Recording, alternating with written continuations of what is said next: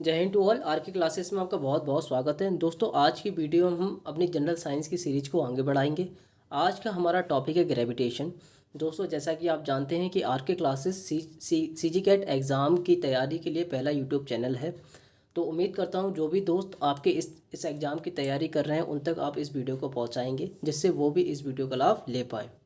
अभी तक यदि आपने हमारे चैनल को लाइक एवं सब्सक्राइब नहीं किया है तो अभी ही कर दें, जिससे आने वाले वीडियो की नोटिफिकेशन आपको जल्द से जल्द प्राप्त हो पाए। दोस्तों, इस वीडियो को आप बिल्कुल भी स्किप ना करें, क्योंकि ऑब्जेक्ट के साथ में जो हम आपको इन्फॉर्मेशन देंगे वो भी एग्जाम पॉइंट ऑफ व्यू से बहुत ज़्यादा इंपॉर्टेंट है। चलिए आज की वीडियो को शुरू करते हैं। दोस्तों, हमारा पहला क्वेश्चन है, the force of attraction between two object is called. These are the options. और दोस्तों, हमारा सही आंसर है option number C, gravitational force. Option number C. अब दोस्तों, इसमें ऑप्शन नंबर ए में दिया हुआ है सेंट्रीपेटल फोर्स क्या होता है। देखिए, हमारा जो मून है वो अर्थ के चारों ओर राउंड मार रहा है, तो जिस फोर्स के कारण वो राउंड मार रहा है उसे हम सेंट्रीपेटल फोर्स कहते हैं। अब सेंट्रीपेटल फोर्स प्रोवाइड कौन कराता है? तो अर्थ का जो अट्रैक्शन फोर्स है वही सेंट्रीपेटल फोर्स को प्रोवाइड कराता है। Next question is, which one is the correct और relation for the universal law of gravitation. दोस्तों, पहले मैं आपको बताता हूँ कि यूनिवर्सल लॉ इसे हम क्यों कहते हैं। क्योंकि इसको आप पूरे यूनिवर्स में कहीं भी अप्लाई कर सकते हैं। जैसे या चाहे आप अर्थ पे करो या फिर मार्स पे करो या यूनिवर्स की किसी भी जगह पे करो, ये लॉ हर जगह अप्लाई होता है। इसलिए हम इसे यूनिवर्सल लॉ कहते हैं। अब देखिए, ये दिया किसने था? तो ये न्यूटन सर ने दिया था। उन्होंने बताया क्या था, मान लीजिए दो हमने ऑब्जेक्ट लिए हैं। ओके, दो ऑब्जेक्ट लिए हैं हमने। एक को हम अर्थ मान लेते हैं, एक को अर्थ पर ही कोई ऑब्जेक्ट मान लेते हैं। तो अर्थ का जो हमने मास ले लिया वो एम ले लिया कैपिटल, और जो ऑब्जेक्ट है उसका मास हमने स्मॉल एम ले लिया। अब इन दोनों के जो बीच की डिस्टेंस है उसको हमने डी मान लिया। ओके, तो न्यूटन सर ने हमें बताया था कि जो इसके बीच जो फोर्स लगता है, फोर्स वो क्या होता है, इन दोनों के मास के प्रोडक्ट के बराबर क्या होता है। इन दोनों का जो मास होता है कैपिटल एम और स्मॉल एम, इनके प्रोडक्ट के प्रोपोर्शनल होता है, और इनके बीच की जो डिस्टेंस है उसके स्क्वायर के इन्वर्सली प्रोपोर्शनल होता है। अब मान लीजिए अगर मैं यहाँ से प्रोपोर्शनल का साइन हटाऊंगा तो कुछ तो कांस्टेंट आएगा। तो कांस्टेंट क्या होगा, F equal to capital G capital M small m upon d square. Okay, ठीक है। तो इसका आंसर क्या हो जाएगा, ऑप्शन नंबर ए। अब इसके बाद देख लेते हैं। देखो, अगर मैं यहाँ से जी की वैल्यू निकाल दूँ, जी को हम बोलते क्या है, यूनिवर्सल ग्रेविटेशनल कांस्टेंट वैसे बोलते हैं। अगर मैं यहाँ से जी की वैल्यू निकालूँ तो जी की वैल्यू क्या हो जाएगी, G equal to F D square upon में स्मॉल एम और कैपिटल एम। ठीक है, स्मॉल एम कैपिटल एम। अब इसकी यूनिट कई बार एग्जाम में पूछ रहे थे कि इसकी यूनिट क्या होगी। तो जी एफ क्या है, फोर्स है, तो फोर्स की क्या होती है, न्यूटन। ओके, और ये क्या है, डिस्टेंस है, डिस्टेंस की क्या होती है, मीटर स्क्वायर। और ये दोनों मास है, मास की क्या होगी, किलोग्राम का स्क्वायर। तो newton into metre square upon kg square, ये इसकी क्या होती है, यूनिट होती है। और सपोज दैट कई बार इसकी एग्जाम में वैल्यू भी पूछ देते हैं, तो इसकी वैल्यू क्या होती है, वैल्यू होती है 6.67 इंटू 10⁻⁻11। यूनिट यही है हमारी, newton into metre square upon kg square. अब ये जो कांस्टेंट की वैल्यू वो दी किसने थी, कई बार ये भी एग्जाम आ जाता है, तो ये दी किसने थी, हेनरी कैवेंडिश ने इस वैल्यू को दिया था। Okay, next question is, which of the following sentence is true about the universal law of gravitation. These are the options. और दोस्तों, इसका सही आंसर है option number D, all the above. दोस्तों देखें, अगर हम देखें कि हम अर्थ से वाइंड है वो भी ग्रेविटेशनल फोर्स की वजह से ही है, जब भी हम इस पर चल पा रहे हैं। Option number B, the motion of the moon around the earth. जैसा मैं आपको पहले ही बता चुका हूँ कि सेंट्रीपेटल फोर्स की वजह से जो मून है वो अर्थ के चारों ओर राउंड मारता है। अब option number C, the tides due to be moon and sun. अब टाइड्स जो आते हैं वो किसकी वजह से आते हैं, जो ग्रेविटेशनल फोर्स है हमारा मून एंड सन पे, उसकी वजह से ही टाइड्स आते हैं। ठीक है, तो ये भी सही है, तो इसका आंसर हो जाएगा option number D, all the above. Next question is, what would be the correct relation between small g and capital G. अब देखिए जी, स्मॉल जी होता क्या है, स्मॉल जी होता है हमारा ग्रेविटेशनल एक्सेलरेशन। अब देखो, इसको मैं बता देता हूँ। सपोज दैट आप अपनी छत से एक बार कागज़ को फेंकते हो और एक बार स्टोन को फेंकते हो। अब आपने जो पेपर को फेंका, आपको पता है कि ये बहुत स्लो जाएगा और स्टोन पहले चला जाएगा उससे। ठीक है, तो ये क्यों हुआ, क्योंकि जो स्टोन था उसका एक्सेलरेशन बहुत ज़्यादा था, और जो हमारा पेपर हमने फेंका उसका एक्सेलरेशन बहुत कम था, इसकी वजह से वो लेट जो सरफेस पे आ पाया। अब दोस्तों इसको हम देख लेते हैं। हमने एक फार्मूला पढ़ा था F=ma अपनी पिछली क्लास में। ओके, F=ma पढ़ा था। अब मान लो अगर ग्रेविटेशन की बात है तो ये क्या हो जाएगा, F=mg हो जाएगा। ओके, mg हो जाएगा। अभी इससे पहले भी हमने अभी लास्ट क्वेश्चन में भी हमने एक फार्मूला पढ़ा था फोर्स का, जो न्यूटन सर ने हमें दिया था। क्या था, F=M जो पृथ्वी का मास था, m जो ऑब्जेक्ट का मास था, और d² जो क्या था, इन दोनों के बीच की डिस्टेंस थी, और इसका कांस्टेंट क्या था, G, जो यूनिवर्सल ग्रेविटेशनल कांस्टेंट जिसे हम कहते हैं। अब मान लो इन दोनों f की वैल्यू को हम अगर मैं इक्वल कर दूँ तो क्या आ जाएगा, जी m क्या है हमारा, ऑब्जेक्ट का मास होगा, तो क्या आ जाएगा हमारा m into g equal to में क्या आ जाएगा, M m into g upon में क्या आ जाएगा, d²। ओके, अब देखो m से m कैंसिल हो जाएगा, तो ये यहाँ हमारा क्या बचेगा, d² इक्वल अपॉन में क्या बचेगा, mg इक्वल टू में mg बचेगा। तो mg इक्वल टू g_d²। अब d को क्या मान लेते हैं हम, r ही मान लेते हैं, क्योंकि अर्थ की सरफेस पे ही है तो अप्रॉक्सीमेटली वो अर्थ की रेडियस के बराबर ही हम उसे लेके चलते हैं, तो g r² यहाँ पर हो जाएगा। तो इससे हमारा ऑप्शन नंबर ए सही आंसर हो जाएगा। अब दोस्तों इसमें क्या होता है कि कई बार वो स्मॉल जी की वैल्यू भी तुमसे पूछ लेगा कि स्मॉल जी की वैल्यू क्या होती है। तो स्मॉल जी की वैल्यू जब आप कैलकुलेट करोगे तो वो आएगी 9.8 मीटर पर सेकेंड स्क्वायर। ओके, तो ये वैल्यू भी आपसे पूछ लेगा। अब इससे हमें क्या समझ में आया, जो ये हमारा रिलेशन निकल के आया है, g इक्वल टू क्या निकल के आया है, g इक्वल टू mg अपॉन r², जो ऑप्शन नंबर ए ये दिया हुआ है। इससे आपको समझ में क्या आता है, देखो हमारी पृथ्वी पूरी तरह गोल नहीं है, जो अर्थ हमारी पूरी तरह गोल नहीं है, उसमें क्या है कि पोल की साइड रेडियस थोड़ी कम हो जाती है, और जो हमारा इक्वेटर है, इक्वेटर की साइड थोड़ी ज़्यादा हो जाती है। अब देखो पोल की साइड में क्या होगा, जब रेडियस कम हो रही है तो हमारे जो जी है उसकी वैल्यू बढ़ जाएगी। ठीक है, तो जी की वैल्यू जो पोल्स हैं उस पर सबसे ज़्यादा होती है। अब मान लो कि आर की वैल्यू इक्वेटर पर क्या हो गई, सबसे ज़्यादा हो गई। जब इक्वेटर पर सबसे ज़्यादा हो गई आर की वैल्यू तो जी की वैल्यू ऑटोमेटिकली डाउन हो जाएगी। ओके, तो ये आपको याद रखना है, जो पोल्स होते हैं उस पर जी की वैल्यू सबसे ज़्यादा होती है और इक्वेटर पे सबसे कम होती है। ये भी एग्जाम में कई बार पूछ लेते हैं। Next question is, an object is throw vertically upwards and the rises to the height of 10 metre, calculate the velocity with which the object was thrown upwards. देखो अब ये बोल रहा है कि जिस वेलोसिटी से हमने ऑब्जेक्ट को फेंका है तो वो क्या हो गई, ऑब्जेक्ट की इनिशियल वेलोसिटी हो गई, तो उसे हम यू से डिनोट कर देते हैं। ओके, अब और क्या दिया हुआ है, हाइट दी हुई है, तो इसको ऐसे एस मान लेते हैं, उसको एस क्या दिए हुए हैं, 10 मीटर। ठीक है, और ऑब्जेक्ट की वैल्यू हमें निकालना है, जो इनिशियल वेलोसिटी है उसकी। अब देखो जो इसकी उसके बाद में क्या बच रहा है, जो इसका एक्सेलरेशन होगा, जो हमने ऑब्जेक्ट ऊपर की तरफ फेंका है वो नीचे आएगा तो किस फोर्स से आएगा, ग्रेविटेशनल जो वेलोसिटी तो लगेगी उसमें। तो हमारे स्मॉल जी की वैल्यू क्या पड़ी थी हमने, 9.8 पड़ी थी। ठीक है, 9.8। अब जिस समय हम फेंक रहे हैं तो हम ग्रेविटेशन फोर्स के अपोजिट में फेंक रहे हैं ना, तो उतनी जो एक्सेलरेशन होगा उतना ही होगा, तो इसमें माइनस लग जाएगा। ठीक है, -9.8 हो जाएगा जब हम ऑब्जेक्ट को फेंक रहे हैं, तो जी की वैल्यू क्या हो जाएगी, -9.8। ठीक है, अब देखो इसको हम सॉल्व कैसे करेंगे। जो मोशंस की इक्वेशन होती थी ना हमारी 3, v equal to u plus a t, s equal to u t plus half a t square, या फिर v square equal to u square plus 2as, वो सारी इक्वेशंस हम ग्रेविटेशन वाले में भी अप्लाई कर सकते हैं। बस क्या करना है, जहाँ पे हम एक्सेलरेशन यूज़ करते थे वहाँ पर अभी हम अपना ग्रेविटेशनल एक्सेलरेशन यानी कि जी यूज़ करेंगे। अब देखो इसके हिसाब से क्या होगा, जो हमारी वी स्क्वायर की वैल्यू है, वी स्क्वायर की वैल्यू वो क्या हो जाएगी, यू स्क्वायर प्लस 2as के बराबर हो जाएगी।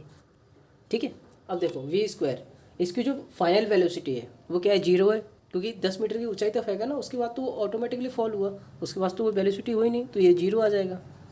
अब यू स्क्वायर की वैल्यू क्या है हमारे पास, देखो यू स्क्वायर की वैल्यू हमें फाइंड करना है, चलो ठीक है, +2।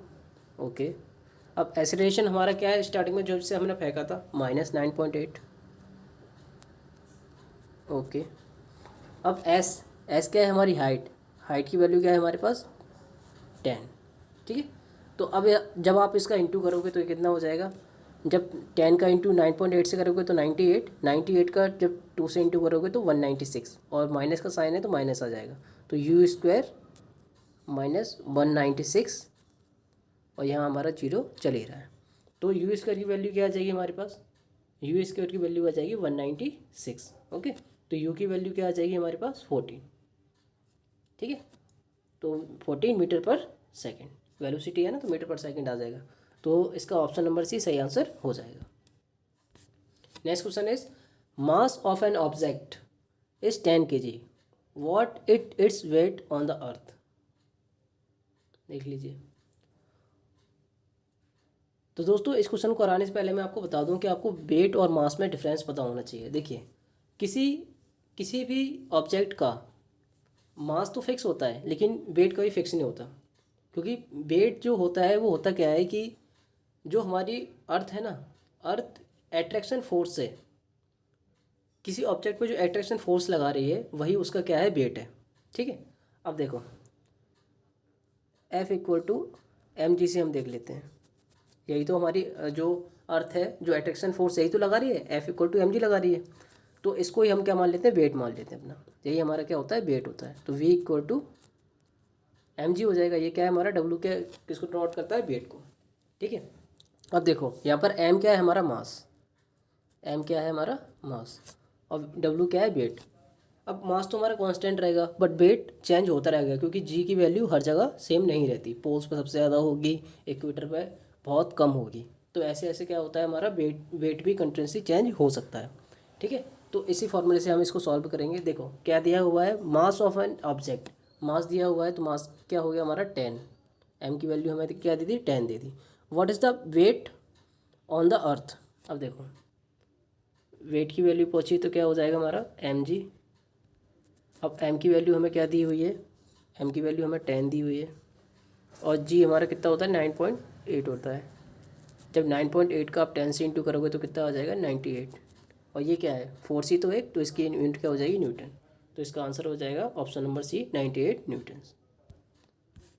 Next question is an object weight 10 Newton when measured on the surface of the earth, what should be its weight when measured on the surface of the moon।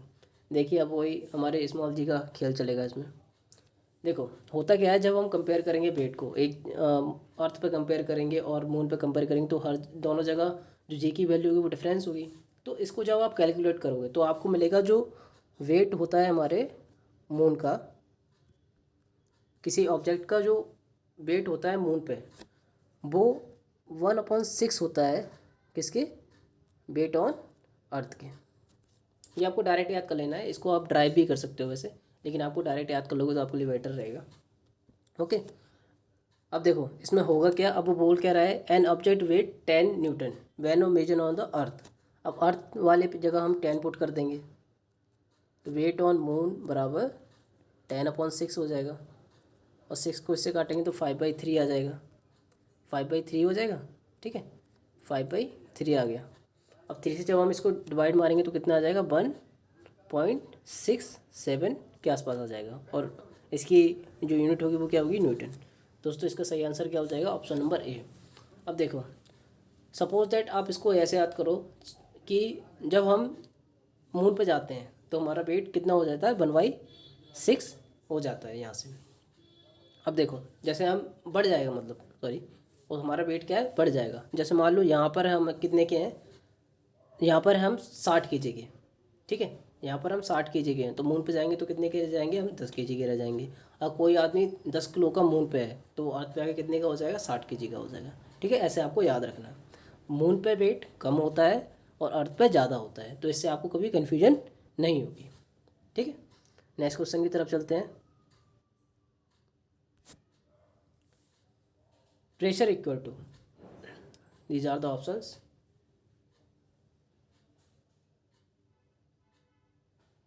दोस्तों इसका सही आंसर है option number A, thrust upon area. मैंने आपको last class में पढ़ाया था pressure का formula, F P equal to क्या होता है, एफ अपॉन ए। तो ये थ्रस्ट एक तरीके का फोर्स ही होता है। इसका मैं एग्जांपल दे देता हूँ। जैसे कभी आपने नोटिस बोर्ड पे कभी कोई नोटिस लगाया होगा, तो इसमें एक पिन लगती है जिस पे आप पर्टिकुलर फोर्स लगाते हो। तो एक आप पूरे बोर्ड पे तो फोर्स नहीं लगाते, या फिर जो नोटिस बोर्ड पे जो नोटिस लगा रहे हैं उस पर भी फोर्स नहीं लगाते, बस एक यूनिट एरिया जो होता है, जो पिन होती है उस पर ही फोर्स लगाते हैं ना। तो वो जो जिस पे हम अपने हाथ से उसे प्रेस करते हैं उस पिन को, तो वो क्या हो गया, हमारा प्रेशर हो गया, उस पर हम थ्रस्ट डालते हैं अपना। अब थ्रस्ट लक्सर कहते हैं, ये भी देख लीजिए, ये भी एग्जाम में बहुत ज़्यादा इंपॉर्टेंट। मान लीजिए बोर्ड है हमारा, ठीक है, ये बोर्ड है, इस पर हमें ये एक नोटिफिकेशन लगाना है, तो यहाँ हम एक पिन लगाएंगे, ठीक है। पिन लगाने के लिए हम क्या करेंगे, इसको ऊपर से दबाएंगे ना, पिन को ऊपर से दबाते हैं। तो बोर्ड के लिए जैसे ये बोर्ड है, तो पिन को हम इसके परपेंडिकुलर ही तो दबा रहे हैं, तो जो ये हमारा थ्रस्ट होता है वो हमेशा कैसे लगता है, परपेंडिकुलर लगता है। ओके, ये भी आपको याद रखना है। अब अगर इसकी यूनिट पूछ लेता है प्रेशर की, तो प्रेशर की यूनिट क्या होती है, पास्कल होती है। और अगर सपोज दैट अगर पास्कल ऑप्शन में ना दिया हुआ, तो जो हमारा फोर्स है, फोर्स की वैल्यू यूनिट क्या होती है, न्यूटन, और एरिया की क्या होती है, metre square. Newton upon metre square भी इसका आंसर हो सकता है। ओके, नेक्स्ट क्वेश्चन की तरफ चलते हैं दोस्तों। Why does the cork float in the water. ये भी एक अच्छा क्वेश्चन है। दीज आर द ऑप्शंस, और दोस्तों इसका सही answer option number D, A and C both. अब ऐसा क्या होता है, देखो आपने शायद देखा होगा कि कोई भी, मान लो एक वाटर है, वाटर से हमने एक कंटेनर में वाटर को लिया हुआ है। अब अगर मैं उसमें एक खाली बोतल लेता हूँ जिसको मैंने अच्छे से टाइट कर लिया, उसको मैं डुबाने की कोशिश करता हूँ, तो आपको क्या लगेगा, जैसे ही आप बोतल को डुबाएंगे, सपोज दैट ये कंटेनर है हमारा, इसमें हमने पानी ले लिया, ठीक है, ये पानी ले रखा है। अब इसमें मैं एक बोतल को डुबाने की कोशिश कर रहा हूँ, जो क्या है, पूरी तरह खाली है, ठीक है, बोतल क्या है हमारी, खाली है। और इसमें दबाने की अगर मैं कोशिश करूँगा मान लो, तो क्या होगा, इसके नीचे से एक फोर्स लगेगा, अपवर्ड फोर्स लगेगा, जो इसको अंदर नहीं दबने देगा। आप जैसे थोड़ा सा दबाओगे तो ये बोतल ऊपर वापस से सरफेस पे आ जाएगी। ऐसा क्यों होता है, ऐसा क्यों होता है, क्योंकि अंदर से एक फोर्स लग रहा है, अपवर्ड फोर्स लग रहा है। जो अपवर्ड फोर्स है उसे हम वायलेंट फोर्स भी बोलते हैं। ये भी एग्जाम में कई बार पूछ लेंगे। अब देखो कोई भी, जब किसी लिक्विड को हम किसी भी कंटेनर में रखते हैं, तो हमेशा कोई ना कोई जो प्रेशर है वो एक्सर्टेड करता रहता है, ठीक है। तो ये किसके ऊपर डिपेंड करता है, देखो ऑप्शन नंबर जो हमें ए दिया हुआ है, the density of the cork is more than the density of water, बिल्कुल सही है। देखिए ये डेंसिटी ऑफ कोर्क मोर नहीं होगा, डेंसिटी ऑफ कोर्क क्या है, लेस होगा आई थिंक, ठीक है, क्योंकि अगर डेंसिटी उसकी कम होगी जब भी वो फ्लोट कर पाएगा। तो इसको आप सही कर लें, इसको लेस कर लेना, ठीक है। डेंसिटी ऑफ कोर्क लेस रहेगी जब वो वाटर जो होगा उस पर तैरेगा, ठीक है। अब देखो इससे क्या होता है, जैसे उसके जो एरिया है वो ज़्यादा है, उसका एरिया ज़्यादा होगा, तो ग्रेविटेशनल फोर्स आपको पूरे एरिया में लगाना पड़ेगा, तो ग्रेविटेशनल फोर्स थोड़ा वीक पड़ जाएगा। जब हमारा ग्रेविटेशनल फोर्स वीक पड़ गया और अपवर्ड फोर्स ज़्यादा हो गया, जो पानी के द्वारा ऊपर की तरफ जो फोर्स लगाया जा रहा है बोतल पे, वो क्या हो गया, जो ऊपर की तरफ फोर्स लग रहा है, और बोतल पे जो हम फोर्स लगा रहे हैं या बोतल नीचे जाने के लिए फोर्स लग रहा है, वो कौन सा लग रहा है, ग्रेविटेशनल फोर्स, ठीक है। तो ग्रेविटेशनल फोर्स जब तक कम रहेगा, कौन से फोर्स से, अपवर्ड फोर्स से, ठीक है, जब तक वो बोतल डूबेगी नहीं।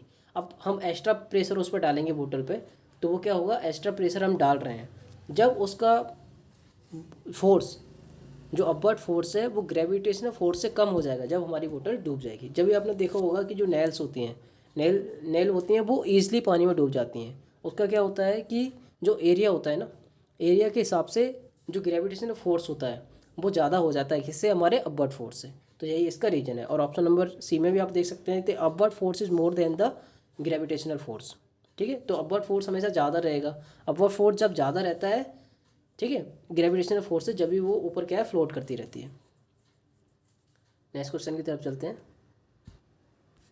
Next question is when a body is immerse fully on the partially in a fluid, it's experience and upward force that is the equal to weight of the fluid displaced is called. तो दोस्तों इसका सही answer है Archimedes principal. ये भी exam point of view से बहुत ज़्यादा इंपॉर्टेंट है। देखो इसको एक सिंपल एग्जांपल से हम समझ लेते हैं कि वो क्या बोलते हैं कि कभी आपने पानी में आप अगर लेटे होगे तो आपको लगा होगा आपकी बॉडी का वेट थोड़ा सा हल्का हो जाता है। तो इसका एक एग्जाम्पल है जो कि एग्ज़ाम में बहुत बार पूछा गया है, तो इसको भी आप याद कर लें। Next question is relative density of a silver is 10.8, the density of the water is 10 kg meter per meter cube, what is the density of silver in SI unit। तो देखो जो डेंसिटी होती है हमारी रिलेटिव डेंसिटी क्या होती है, जब भी किसी लिक्विड की हमें डेंसिटी निकालनी हो तो हम क्या वाटर के रिस्पेक्ट में निकालते हैं, ठीक है। तो हमारी रिलेटिव वैल्यू जो डेंसिटी होती है, रिलेटिव डेंसिटी हमारी क्या होती है। अब यहाँ इस कंडीशन में क्या हो जाएगा, density of silver upon density of water. अब इसकी जगह अगर गोल्ड होता तो density of gold upon density of water, ऐसे हम लिख लेते। तो डी आर रिलेटिव डेंसिटी हमें कितनी दी है 10.8, ओके, इक्वल टू, अब डेंसिटी ऑफ सिल्वर हमें निकालना है और डेंसिटी ऑफ वाटर हमें कितनी दी हुई है 10। अब देखो डेंसिटी ऑफ सिल्वर बराबर क्या हो जाएगा हमारा 10.8 इंटू 10, तो इसका आंसर क्या आ जाएगा 108 kg upon into metre cube, upon metre cube होगा इसे। दोस्तों इसका सही आंसर हो जाएगा ये, यहाँ पर आप माइनस लगा लें या माइनस आएगा, क्योंकि जो क्या होता है हमारा इसकी यूनिट क्या होती है केजी अपॉन मीटर क्यूब होता है ना, तो इसको आप सही कर लें केजी या माइनस लगा लें तो सही हो जाएगा। तो दोस्तों ये है आज की वीडियो। दोस्तों इसी के साथ अपनी वीडियो समाप्त होती है। अगर आपको वीडियो पसंद आई हो तो इसे ज़्यादा से ज़्यादा शेयर करें। आगे हम और भी टॉपिक जो CGCAT एग्ज़ाम के लिए बहुत ज़्यादा इंपॉर्टेंट है वो लाने वाले हैं, तो इसी तरह आप हमारी वीडियो को देखते रहिए, शेयर करते रहिए। आज की वीडियो इसी के साथ समाप्त करते हैं। जय हिंद टू ऑल।